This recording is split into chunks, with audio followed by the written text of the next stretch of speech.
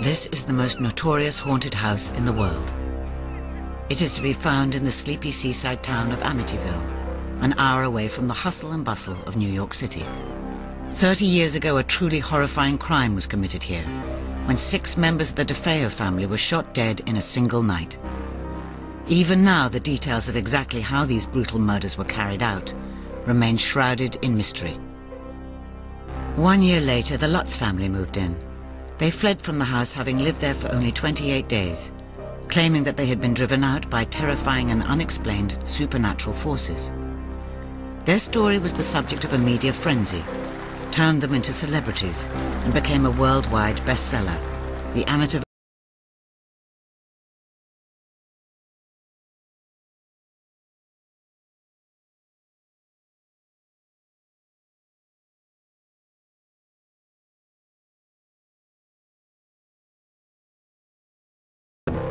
built on the gruesome history of the house. Is probably one of the most haunted homes in the world. It's certainly one of the most publicized haunted homes in the world. Whatever happened, it was a confluence of events and personalities, and it meshed to form the perfect psychic storm. It's just this web of lies, and the motivation was simple enough. They produced a beautiful commercial scam. Their version is not a true story, but if they call it a true story, you know, how could you say that they're liars? There were too many things that had happened and were going on to sit there in denial that something wasn't right with this. I guess the Amityville Horror really is supposed to be me, because I'm the one that got convicted of killing my family. I'm the one that said did it. I'm the one that's supposed to be possessed by the devil. What is the truth about the house in Amityville? And is there really a curse on all who live there?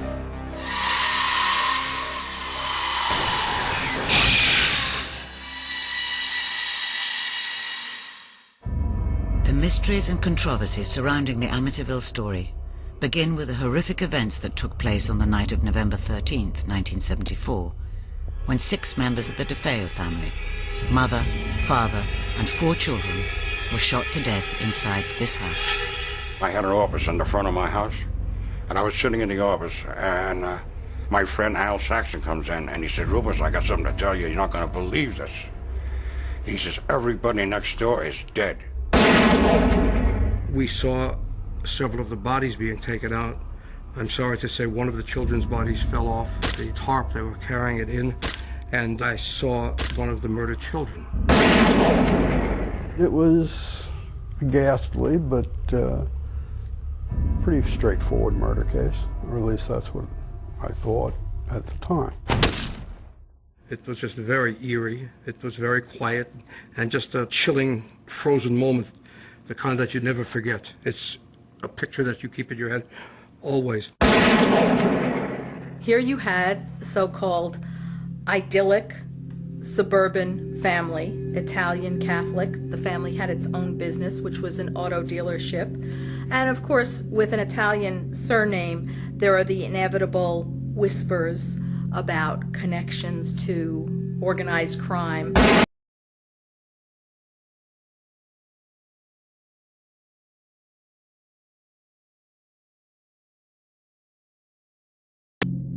George Harrison came, who was chief of detectives over in Suffolk County, and he said, "Can I use your house for a while for our headquarters?" Everybody in my neighborhood was scared to death that there's somebody loose in this town.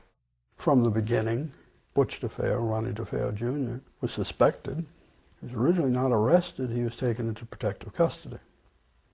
They decided now they're going to take Ireland's house, which was next door, and turn that into their command post. So they took us all over there. Next thing I know, they had him in my house, and they were questioning him. That went on for some time until his grandfather showed up. A police officer heard Ronnie's grandfather tell him, "You'll stop throwing the family name in the mud. I don't want to hear anything more about your sister. Just admit to the murders. It's over." I told them in the beginning things that were true, but, you know, to get the pressure off of me. Even before this, the Amityville locals had already made their minds up about who had slaughtered the family. I walked around the neighborhood and I said, can you tell me anything more about what happened? And almost to the person, every kid said, Ronnie did it, Ronnie did it. I was in my car. I believe the reporter was Joe Martin. Came on and said that the killings had happened, and they didn't say that Ronnie was dead with them. And I said to my wife that it was Ronnie. Ronnie was, put it this way, a wild teenager.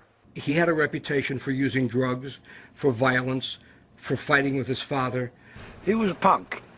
All he did was drink, gamble, and fight. If you knew him, and you knew the situation, I guess, or you ever spent any time around him, it was not something that he was incapable of doing. And when everybody else is dead and he's not, you know. There was a lot of problems, you know, and it's not that I could sit here and lie to you. I could say that I knew something bad was going to happen to my mother and father. Within a short time afterwards, Ronald DeFeo Jr. was officially named the suspect. He was the alleged murderer. He was the accused. After a short, sharp interrogation, DeFeo confessed to the crimes and gave the first of many versions of what happened. The standard story is basically Ronald DeFeo Jr., who was then 23 in 1974, woke up at approximately 3:15 a.m. and for reasons unknown, basically killed his entire family while they slept. He took the rifle and shot both of his parents who were sleeping in the master bedroom. Then he shot his younger brothers, two of them. And then he went to an adjacent bedroom and shot his sister. And then he walked up to the third floor bedroom and shot his other sister, Dawn. After what happened, it was like a nightmare. I'm looking at my mother and father dead, my sister. I said, my God. I got scared. I ran out of the house, jumped in my car, ran down the street, and got my friends and came back to the house. DeFeo's confession did not explain a number of puzzling mysteries about the killings. Mysteries that would prompt rumors of accomplices, conspiracies, or influence. They were each shot with a .35 Marlin. We had an experiment conducted when we were preparing for trial, the noise level of the .35 Marlin. And that Marlin could be heard 4 to 5 blocks away from the house. Nobody heard a thing. I did find, however, one of the neighbors who heard at about between 3 and 3:30 in the morning the family's dog barking. It was crying or baying. With all the shots that took place, there were approximately nine blasts from a Marlin. There was no evidence that any of the 6 victims had made any attempt to escape. What was so odd is how you managed to shoot 6 people in the middle of the night in a quiet neighborhood without awakening any of the people. A shotgun blast is pretty loud. That doesn't make any sense. One might argue, well, maybe they were being held by another until Ronnie came around and did what he did. I thought perhaps the bodies had been moved from their original spots. The autopsy reports show that no, they were not moved, that they were in the original places that they were when they were shot. There were no drugs found in the bloodstreams, and again, the victims are found.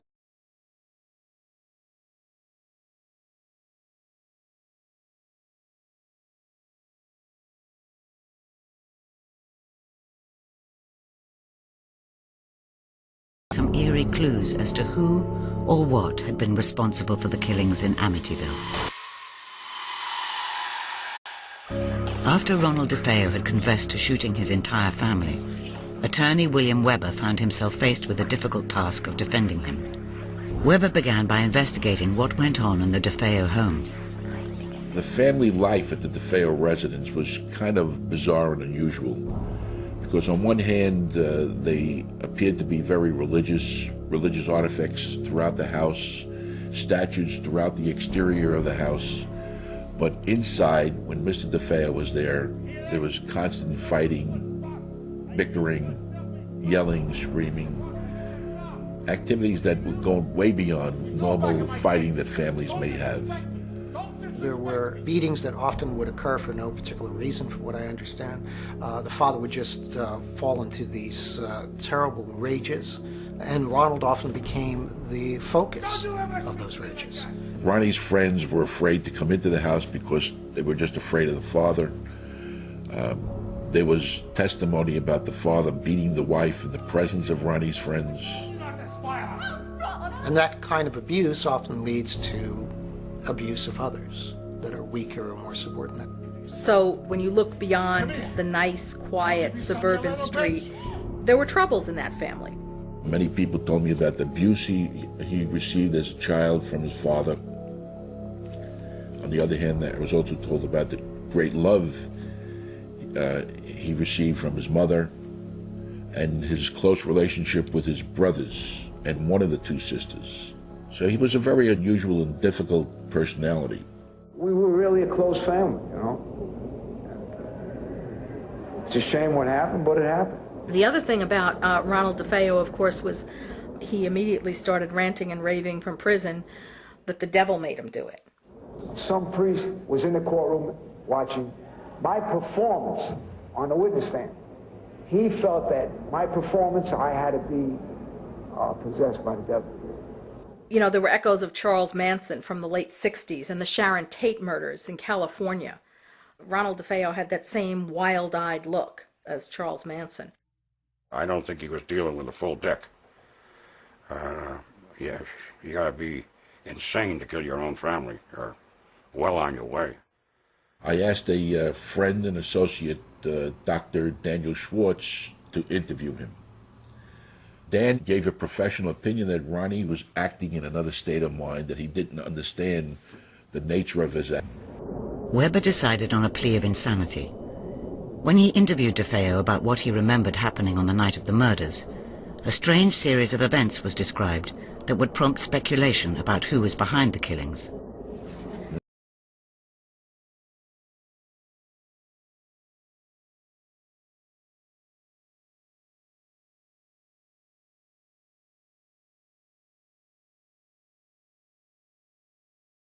Heard members of his family in another room conspiring to kill him. The one thing that he said, and sometimes he said it with a smirk, so I wasn't sure if it was truthful, but he said that a female with black hands gave me the rifle and I went ahead and shot everybody. His original testimony was that at some point a hooded, black-handed demon handed him a weapon and that he went upstairs and that he committed the murder. He said the murder, not the murders. During the trial, one expert argued that DeFeo may not have acted alone. Herman Race was a criminologist hired by the defense. Herman Race, in a closed courtroom, that means they cleared out the public, told the judge and the prosecutor that some of the bodies had been moved, that they were not all killed in the positions they were found. He also said that he believed that multiple weapons were used, not just one high-powered rifle. Intriguingly, many years later, journalist Rick Moran was contacted by a drug enforcement agent who told him that he had the DeFeo home under observation at the time of the killings and had seen Ronnie's sister, Dawn, leave the house. On the night of the murder, that operative did see Dawn DeFeo wearing a snorkel-type jacket and gloves, come out of the house with a rifle, throw the rifle into the back seat of her car, and drive out towards the point where the city has a dock, which is exactly where the weapon was found by police divers later on. When he told the police that a hooded, black-handed demon came to him and handed him the weapon, but that he didn't move, I believe that it's true. I don't think he was in any condition to move. The demon that he was talking about was his own sister. Dawn DeFeo's night clothes show unburnt powder, which indicates she may have fired a rifle that night. Moran's theory is that Ronnie and his sister Dawn had plotted to kill their parents together. I think on the night that they decided they were going to do that,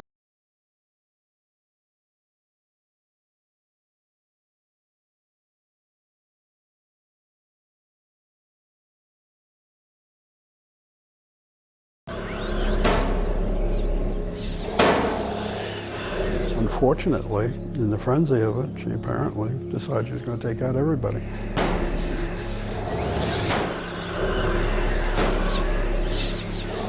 I've always been partial to the idea that indeed something special existed between Ronald DeFeo and his sister Dawn. Now some say that that was incest, I don't know, but there was a special connection, a special bond, perhaps a bond of secrecy.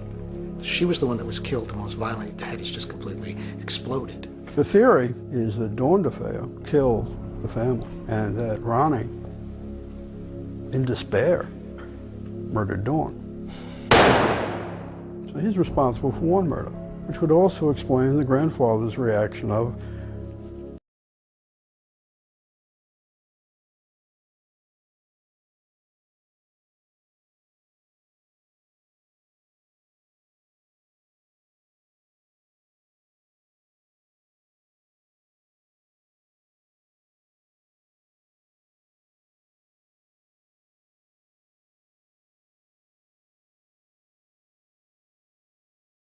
a knockdown price because of its ghastly history. It was then that George and Kathleen Lutz, newlyweds with a young family, went to view the house, and the next extraordinary chapter of the Amityville horror began. When you look at enough homes, you get a sense for what feels good to you and what doesn't. This house had no reservations for us. It was the answer to so many different things that we thought would be perfection of a sort. We discussed the events that had happened in the house as a family and came to the decision that we would all be okay with the history of what had happened. But I don't think any of us considered the possibility that there would be something residual there. According to the Lutzes, there were unsettling occurrences from the very beginning. Harry tried to hang himself, our dog, our black Labrador retriever. He jumped over the fence, and his chain was too short, and he was actually hanging on the wrong side of the fence, choking to death. That was all within the first hour of moving in. George Lutz then says that a good friend who knew the history of the house strongly advised him to have it blessed.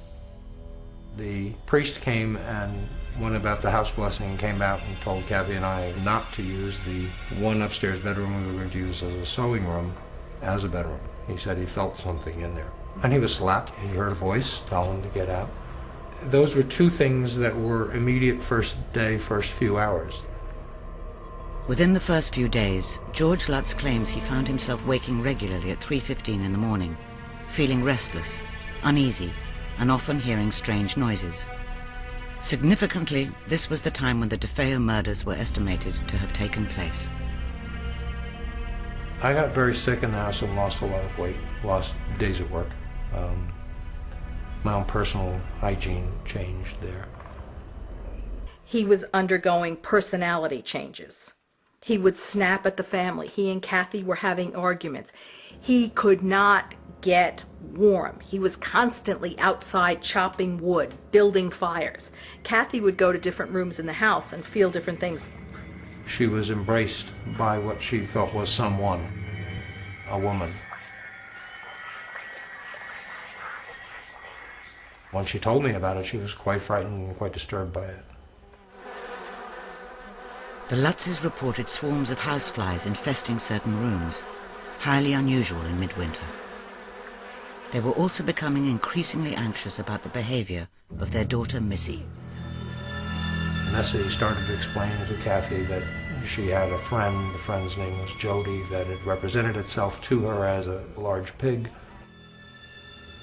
When Jody told her that he was glad she was there and she was going to be living there forever, that was quite disturbing. As the days went past, the Lutzes claimed that more and more strange things were happening around them.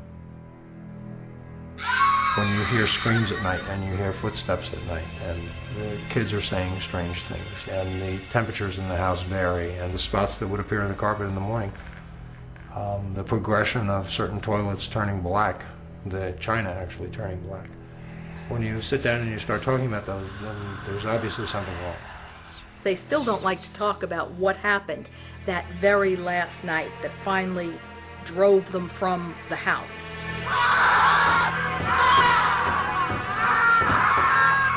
I will never be able to set aside what had gone on that night, all night, and the boys, the way they looked and what they said when they came down that morning. Come on, babies, come on! Come on, get out!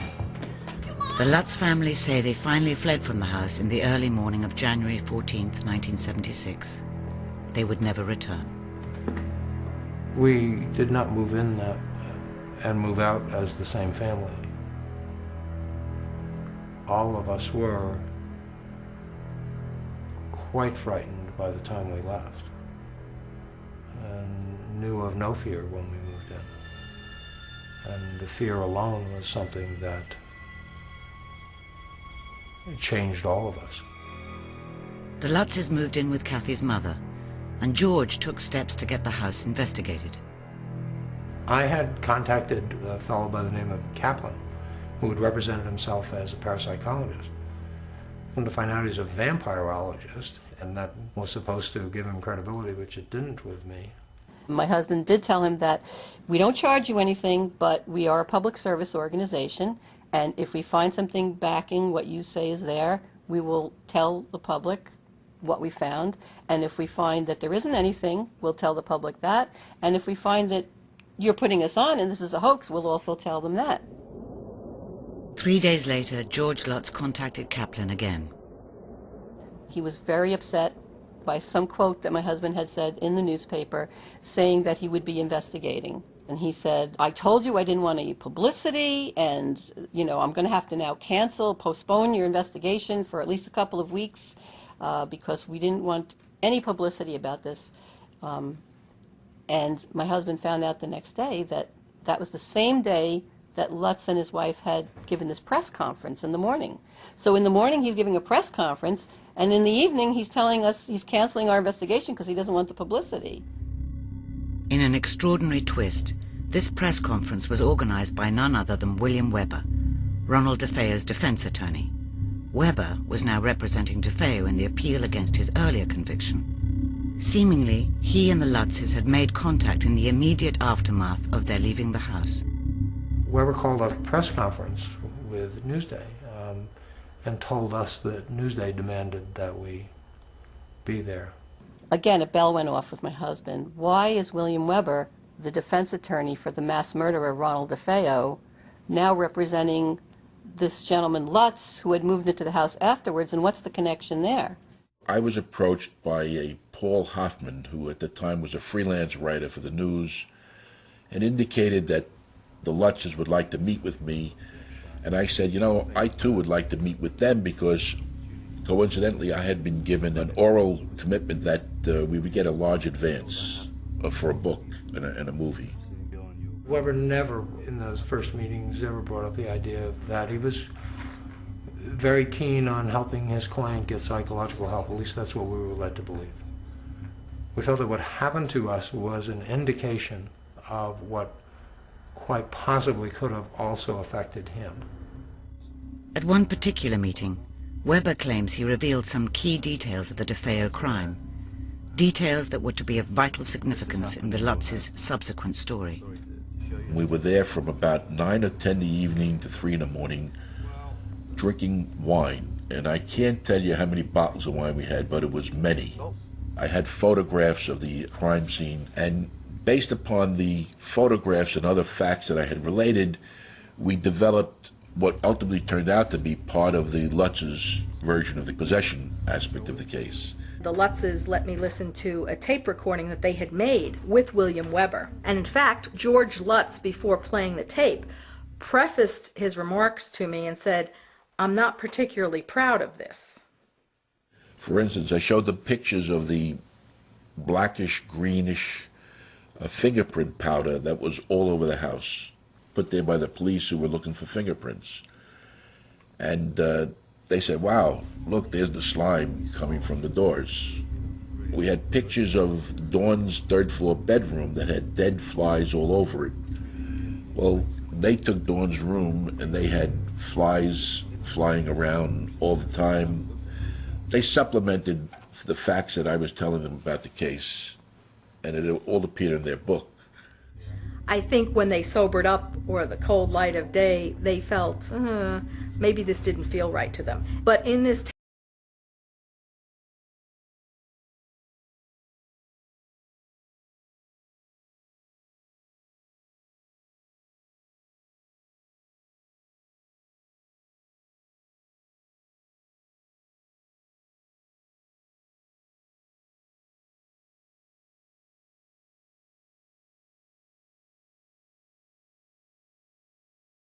So Weber was involved in actually trying to pay DeFeo for the murders. At that point, we broke off all contact with William Weber. They just disappeared off the face of Long Island after that. With the Lutzes underground, interest in the Amityville horror story was building, and New York TV station Channel 5 were determined to get the scoop. I got in touch with George Lutz and said, your family needs help, because they were clearly terrified.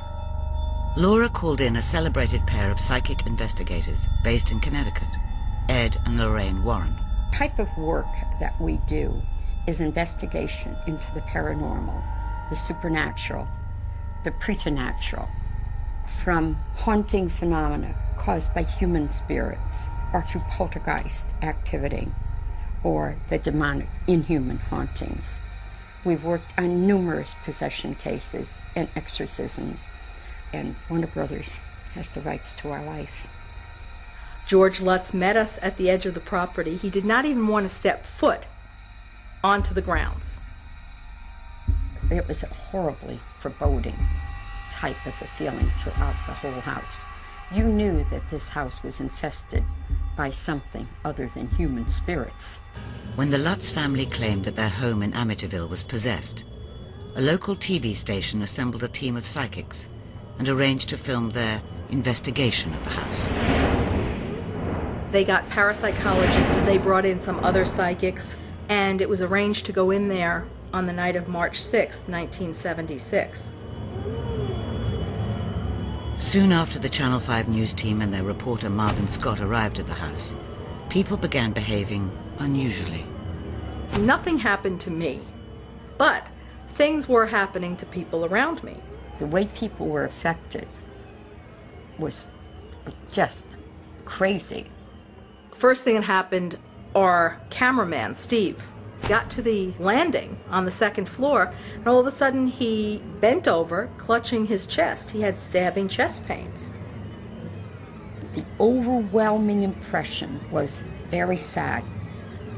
I had the impression of a teenager who had done something that had changed his life entirely, and he had committed something horrendous. When we went up to the second floor, of course the psychics could feel the remnants or the bad vibes. 6 people had been murdered violently there, not 2 years before.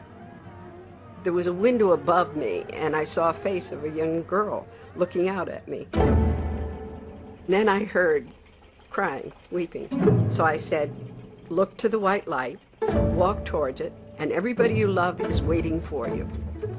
Lorraine, during the seance, said that she felt like there was some evil here that was from the bowels of the earth. It was not just the murdered spirits of the dead DeFeos. I could see bodies all lined up, all with white sheets over them. I got the impression of like hooded figures like monks right outside the door, closing the door well, looking in at me. I thought, uh-oh. I get to the top and I go into a room, and Marvin Scott said to me, what is it? What is it? I said to him, I hope this is as close to hell as I'll ever get. So I took the holy water and I opened it and I said, get thee behind me, Satan. And I went like that, and you could hear like water on a hot stove go, and then everything in the house stopped. After the seance was over, we proceeded downstairs. At that point, Ed had his crucifix and he was leading Lorraine. He stopped at one point, almost as if he was like thrown back by a gust of wind. And he later described it as being assailed by, I think, a legion of demons. It's like the rush of water against my chest, holding you back so powerfully. Again, As a reporter, I have to tell you, I did not see anything, I did not feel anything other than the reaction of Ed, Lorraine, the other psychics, and the other people around me. At 2 in the morning, I remember Marvin Scott turning to me and saying, "We don't have it." In other words, this was not The Exorcist for television. Although nothing happened for the TV cameras, one photograph taken that night would later apparently reveal a mysterious presence. The camera was set up in a tripod and it just automatically shot off a flash photograph every few moments. And there were rolls and rolls of film of this particular doorway. It was into our daughter Missy's room.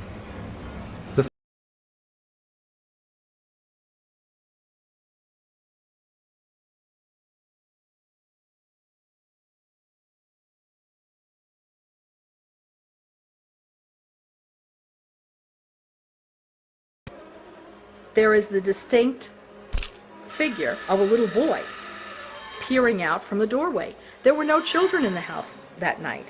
So it's like, okay, where did this come from? And we called Missy and asked her, who was this? And she said, oh, that's the boy I used to play with there. First we had heard of that. The Lutzes never returned to 112 Ocean Avenue. The bank reclaimed the property, and their possessions were auctioned off. George and Kathy moved to California, claiming that they needed to escape the influence of the house and the glare of publicity as their story gathered momentum.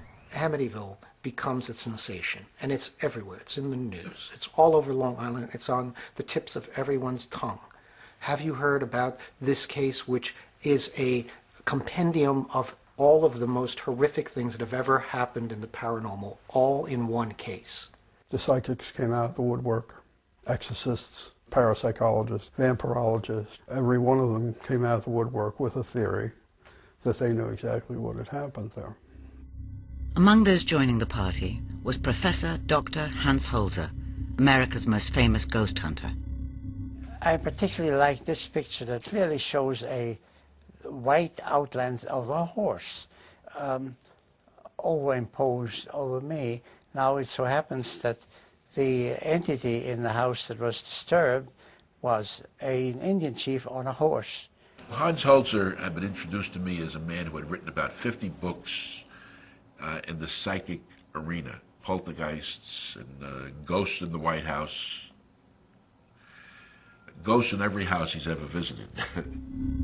On January the 13th, 1977, Holzer, William Weber and Laura DiDio entered the house with renowned deep trance medium Ethel Johnson Myers. The only thing you need is a good deep trance medium so that if an entity is present, they can use the vocal cords of the medium to make a conversation with me. It's very eerie and quite shocking to see the physical transformation that this woman underwent. As soon as we got out of the car, before we even entered the house, she said, "There's an Indian around here." All of a sudden, she developed an Adam's apple. After a while, this lady began talking in a strange, gibberish language. Her voice dropped several octaves. And she was talking with an Indian chief who was buried on that land. Why are they angry? Because it's been a sacred place, and this is over the very, very special chief. Oh, I can't move my face. This turned out to be an Indian cemetery that had been used to build houses on, very much to the dismay of the Indian who was buried there. And what does he make them do? Violence of death. I don't know, my skull's cracked and my neck's stretched. What will the male do under those circumstances? Anything the Indian desires him to do.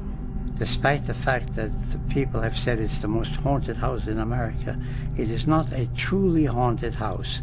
There are no ghosts there. There are no spirits there except the Indian chief. And what he wanted, from his point of view, was get off my land. As the theories multiplied about what was in the house, Amityville was about to become a publishing sensation. All of a sudden, it's a book.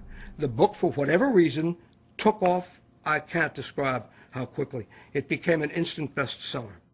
I think their initial printing was 25,000 books, and they had never printed anything even close to that with the first printing. And it sold out as soon as it reached the bookstores. It was quite phenomenal. It was clear that this story of a haunted house had the power to captivate millions. The idea that this actually happened to people makes those people closer, because if it's not out of somebody's imagination, then it's real and could really happen to them. A home is supposed to be where you're safe, and the Amityville Horror destroys all that safe thinking. This happened right after William Peter Blatty's book, The Exorcist, and the movie The Exorcist came out circa 1973-74. There seemed to be a hunger, a longing, perhaps maybe even kind of a spiritual question that was looming large about good versus evil. Even people who professed to be agnostic or atheists were sleeping with the lights on after going to see that movie, clutching crucifixes and running back to church. It seemed to provide a climate in which Amityville could breed. The house itself had now become a personality, thanks to its distinctive top-floor windows. Everybody would say to me, "What did you think about those two eyes? The eyes that watch you." I mean, I've heard this a lot. They became the eyes of the house, you know, and if you look at it, you say, that house is looking at me, and that gave it this evil.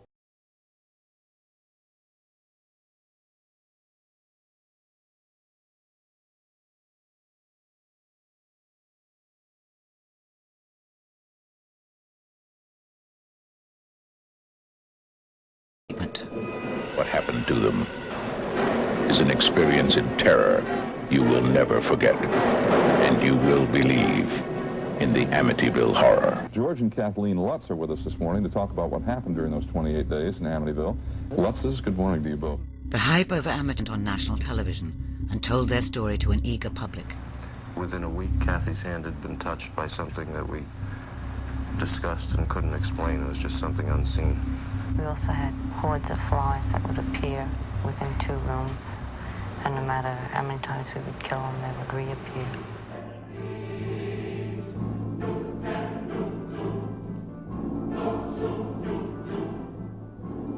When they sold those books and the motion picture came out, all hell broke loose. It was a media frenzy. I mean, people just descended on the village of Amityville. People from Ireland, people from England, people from all over Europe. They were plagued not by ghosts inside or demons, but by tourists. In the rainstorms and thunderstorms, as many as 50 people staying there with their hands together, just looking at the house like it was a religion. On Ocean Avenue, people's lawns were just crushed with people parking their cars and trying to get to the horror house. I had busloads. People in my backyard picnicking, nuns from Sweden. They got stuck on my driveway. I don't know how they even got down my driveway. People running up and wanting to grab a piece of the house, pulling up a piece of the lawn, taking off a piece of the siding of the house. One woman hit a cop over the head so hard with a pocketbook she almost knocked him out. Anything so that they could go and peer into the windows and really be annoying. It just went on and on and on. But just as thousands of tourists seemed convinced by the Amityville story, so there were growing numbers who suspected a hoax. Jay Anson writes this thick tome, The Amityville Horror True Story. And I thought, something here smells bad. The original articles that came out, they said that they did not see any human forms and that they just had strange noises, bumps, banging in the pipes, things like this. They were experiencing what on the surface appeared to be some low-level psychic phenomenon. No levitation, no windows being shattered, no doors wrenched off their hinges by unseen forces. By the time they got to the book, they had green slime and red slime and marching bands and Jody the Demon Pig. We had 116 obvious errors, physical errors in the book. And that's before you get down to floating pigs. There was a picture that Missy had drawn, one of the Lush children, of Jody the demonic pig that she said would often appear up on the second floor windowsill with its red eyes peering in. We started talking to some of the neighbors, and one of the neighbors said to us, oh, what does it look like? And we showed the picture that was in the book, and they said, oh, that's the cat that Ronald DeFeo called the pig because he was fat. Well, the pig happened to be my wife had a Persian cat. It was a Persian cat, I'm sure. This cat would actually jump up into the window and stand there and stare with those red glowing eyes. And what about those infamous flies? My God, the murder took place. The victims were removed.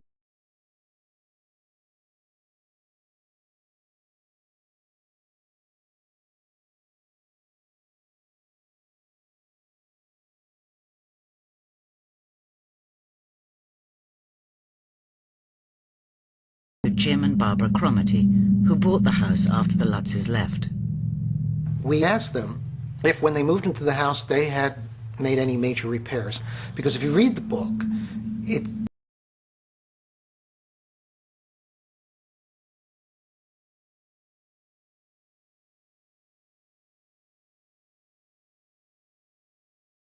and they made their purchase. My husband did a program in which he debated George Lutz, and George Lutz tried to say that the window in the house had slammed down on his son's hand, and he had taken him to Brunswick Hospital to be treated. So my husband said, well, we'll just subpoena the records of Brunswick Hospital, and then you can prove that. And he said, well, I didn't really take him to the hospital. We bandaged it at home. So the story would change if you tried to pin him down. I remember when we walked into one of the rooms, there was a window where it was claimed. If you stood in the center of the room, the window would suddenly open and shut violently all by itself. It was on the second floor. So we ran into this room, Rick and I. And Rick pointed out that the floorboards seemed to be slightly uneven. And he started shifting his foot along the floor. And suddenly, the window shot up. I thought I was going to jump out of my shoes backwards. I shrieked. The counterweights are improperly set. And the window was such that if you did this, you could actually make this window go up and then come down. Confusion surrounds much of this. I don't know that that it will ever be undone in talking about evil. And evil is the absence of God's presence. And as such, then confusion is going to be part of that. The skeptics had gathered their evidence, and the believers prepared for battle. But what was the truth about the Amityville horror? 2 years after they fled from their home, claiming that they had been driven out by supernatural forces, the tale of the Lutz family was published as The Amityville Horror, a True Story. It was an instant bestseller, and author Jay Anson became the focus of a furious row over what really happened. What it did was open my eyes to the fact that somebody could write a book, put right on the front cover a true story, and then make up 90% of what was inside. I spoke to Jay, and I said, Jay, do you believe this story? And he said, I'm a writer. That's what I do, is I write. That's all. You know, whether or not it's true or whether it's not true, that's for somebody else to decide. Of course literary license was taken. We're not in support of this aspect of the Amityville horror. Peter Jordan and Rick Moran confronted Anson with their evidence that the book was not a true story, but a work of fiction. He said, you're one of those naysayers. You're a skeptic who likes to write non-ghost stories. I like to make money. Jay said to me, I'm a writer. My only interest is to write a best-selling book so that I can build a house in Majorca and never have to write again. And one day I predict, he said, that you are going to be sitting there broke, writing your little non-ghost stories, and I'm going to be in an island out in the Bahamas or somewhere with a truckload of cashmere sweaters. And I remember thinking it was the funniest thing, and I started cackling, and he said, what's so funny? And I said, that is the most ridiculous fantasy that any millionaire could ever have. And then after that, I was coming home from somewhere out in Long Island, had the radio on, and Jay Anson, author of The Amityville Horror, suffered a tragic heart attack today, and I thought, oh, he never got to enjoy that truckload of cashmere sweaters.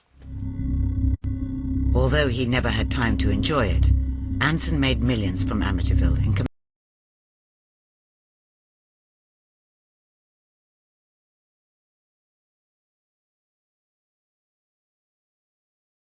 jobs to explain something he didn't believe in or understand. And he managed a very, very accurate book compared to anything else that's ever been done since. But accuracy was not something that troubled the makers of the Amityville horror film. From the best-selling book that made millions believe in the unbelievable. The original movie took real license, with blood dripping down the walls and the flies attacking the priest the way they did. They could have just as easily have done the flies the way they really happened. I wasn't really concerned about whether or not it was a true story. It didn't matter to me. I had to create a reality of my own. I'm coming apart! Oh, Mother of God, I'm coming apart! I had for 25, 28 years, whatever it is, had such a terrible problem with that film. It's like a documentary compared to what's been most recently done. George Lutz dislikes the recent film so much that he is suing its makers, MGM. This is the latest of many legal actions he has taken over the years in order to protect the facts of what he claims is the true story. And since Kathy Lutz's premature death earlier this year, he must now do this alone. She and I experienced this together, and we moved past it together. And we tried to explain it to the world, if you will, together. Her passing means I lost my partner of that experience. That doesn't give license to anyone to create some kind of revisionist history now of what she had to say while she was alive. But there are some who say that Kathy's death is the most recent example of the evil influence of the house in Amityville. One of the things that happened to her in the house is she looked into the mirror and she saw this old lady in the mirror. She died in Phoenix of a disease, of a respiratory disease that caused her to age about 30 years. So when she passed away, she really looked very old. It affected Ronald DeFeo one way. It affected the Lutzes another way. It affects everybody that goes into that house. There have been a lot of other things that have happened during this case where unusual deaths, but you know, it's got to be attributed to coincidence, nothing else. People want to believe there's something supernatural. There's something beyond just us. There's a heaven. There's a hell. There are prayers that are answered. There are spirits. There are ghosts. We want to believe in that kind of phenomena. We have a need to. And with that need comes the gullibility factor, frankly, when somebody says, oh, this is a true story. It's the most documented event of its kind in terms of how many people were involved, how many people witnessed on their own or saw their own or have had their testimony unchanged for all these years. Do I believe that they were in that house for 28 days? No. Categorically, undeniably, no.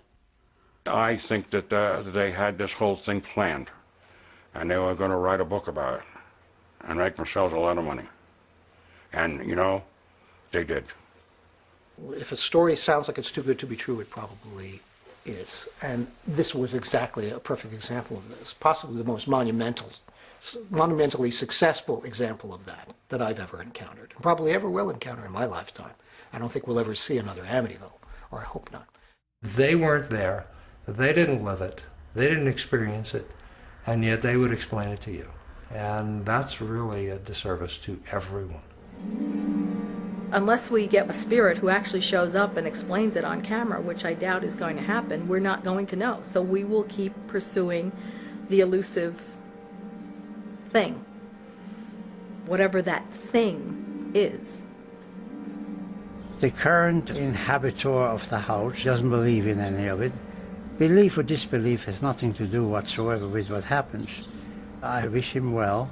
I hope that spontaneous fires will not disturb his sleep or whatever else he does. And I wait for the headlines if and when they occur.